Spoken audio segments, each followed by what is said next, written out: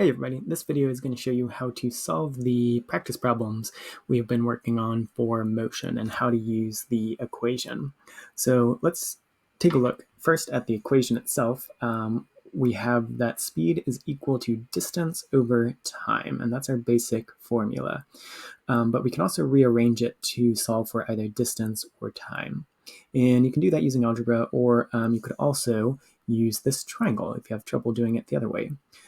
So the way it works is we're going to take a look at, first look at what are we looking for. So for example, if we're looking for speed, we can cross out speed and it's going to show us that it's equal to distance over time. And that's our regular equation. Speed is equal to distance divided by time. If we wanted to solve for something else, we could cover that up. For example, if we're looking for time, I could cross out time. It's going to show us distance over speed. So I'm going to divide distance by speed. So I could write that out and it would look like this. I'm going to say that time, I'll just use a t, is equal to distance over speed. And I can use that equation to solve for time if the question was asking me to solve for time. I could also use this to solve for distance. If I wanted to do that, all I would have to do is cross out distance. In this case, it shows me speed next to time. Since they're next to each other, I'll multiply. And if I write that out, that means that distance is equal to speed multiplied by time. And that is how I would figure out distance if there was a question asking about distance. So let's look at some practice problems to use this equation. Here's one. This one is asking, what is the speed of a car that travels 200 meters in 8.9 seconds? So the first thing you should do is figure out what it is you're actually solving for. In this case, I know that I am looking for speed because it quite clearly says what is the speed. So I know that speed is equal to distance over time. Distance is always going to be something in meters, so here's my distance. And time is always going to be in seconds usually, so there's my time. And if I take those numbers and plug it into my equation, I'll have that speed is going to be equal to 200 divided by 8.9. If I pull up my calculator, 200 divided by 8.9, it's going to be equal to this long number. And anytime we have a decimal number like this in signs, we're going to round it off to the hundredths place, meaning two numbers after the decimal point. So in this case, I have 22.471. 1 is not enough to bump my number up, so I'm just going to write 22.47. And that will be my final answer. And I don't want to forget my units. In this case, my units, since this is speed, it's going to be meters per second. And that is my final answer, 22.47 meters per second. So that one was easy enough. Let's try another one. This next question, we're solving for something different. It asks us about a satellite moving at 120 meters per second. After 15 seconds, how far has it traveled? So it doesn't say speed, distance, or time in this question, but we do know that it's asking how far. How far something goes is a distance. So in this case, we're looking for distance. We knew from earlier that in order to find distance, we're going to do speed multiplied by time. So let's go ahead and figure that out using data that is given to us. We're going to use distance is equal to speed multiplied by time. All right, so in this case, I'm given that my speed is 120 meters per second, and my time is 15 seconds. So if I plug those numbers into the equation I have, we have that distance is going to be equal to 120 multiplied by 15. I'll use my calculator again to do that. 120 times 15 is going to be equal to 1,800. In this case, I don't have a decimal to worry about. So my final answer here is 1,800. And in this case, I have a distance, so my unit is meters. And that is my final answer for this question. And that is how you would find a distance. Okay, let's try the next problem. Here we have a question that is asking, a car is driving at an average speed of 70 kilometers per hour. How long will it take the car to travel 450 kilometers? So what are we looking for here? It's asking how long will it take? That means we're looking for a time.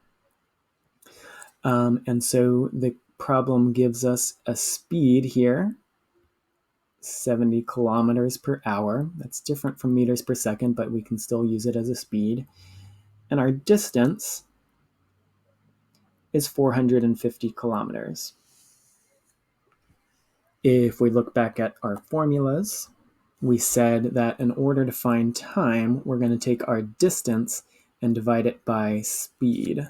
And so in this case, time is going to be equal to distance over speed.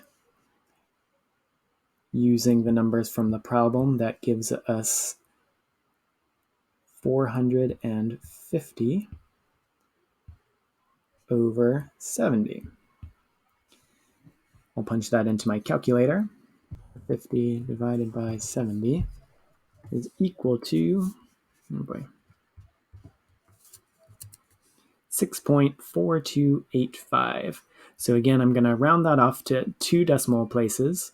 And in this case, that means that my answer is going to be 6.43. Since there's an 8 here, I'm going to bump this 2 up to a 3. So time is equal to 6.43. My unit here for time is not seconds because my speed uses hours, and we always want our units to match up to whatever is in the speed unit. So in this case, that means the time is 6.43 hours, and that is my final answer for this question. Sometimes you have to be careful and make sure that your units are matching up. So as I just said, we want to make sure that our speed units match up to our distance and our time units. So in this case, we have a question asking, how far will you travel in 8 minutes biking at a rate of 5 meters per second? So my speed is in meters per second, but it's giving me a time in minutes. So there's an extra step in this problem. I'm going to have to change these minutes into seconds so that it matches up with my speed, and then I'll be able to complete the problem as normal. So we know, or you should know, that 1 minute is equal to 60 seconds. And so in order to change this time into seconds, I'm going to take my 8 minutes and I'm just going to multiply it by 60 because there's 60 seconds in every minute. That means that I have a total of 480 seconds. And this is what I'm going to use as my time. Now I can solve this problem. So the problem is asking how far will we travel? And again, that means we're looking for a distance. So I have my time. I have my speed, so I'm ready to plug in to the equation. And looking at the equation one more time, we said that distance is going to be equal to speed multiplied by time. So let's use that to solve the problem. So distance is equal to speed multiplied by time. In this case, that means 5 meters per second multiplied by our time in seconds was 480.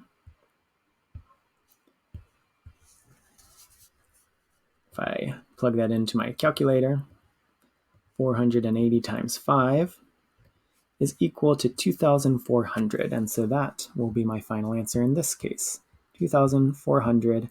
And my unit here for a distance is meters. So that is how you solve any of these speed problems, looking for speed, distance, or time. You'll also be calculating acceleration sometimes. So acceleration is a different formula. Acceleration is equal to final velocity minus starting velocity divided by the amount of time. So let's take a look at an example of one of those.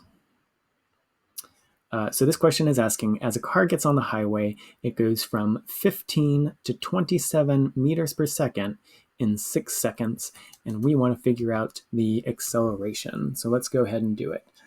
We just said that acceleration is going to be equal to our ending velocity. So how quickly are we moving at the end of the situation? In this case, that's 27. And we're going to subtract our starting velocity, so how quickly are we moving at the beginning, and that is 15 meters per second in this case. And we want to divide that by the amount of time, and time here is 6 seconds. So I just have to solve that out. I can use a calculator for this. We're going to do 27 minus 15. And then we divide that number by 6. And our final answer in this case is 2. And so my acceleration is equal to 2 meters per second per second. That is our unit for acceleration. We could also say that as 2 meters per second squared. Both of those mean the same thing, and they are interchangeable. Okay, so hopefully that gives you a better idea of how to solve these problems. If you're continuing to have any troubles or have any questions as you're working on the practice problems, just let me know and I'll be happy to kind of walk through them with you. Bye, guys.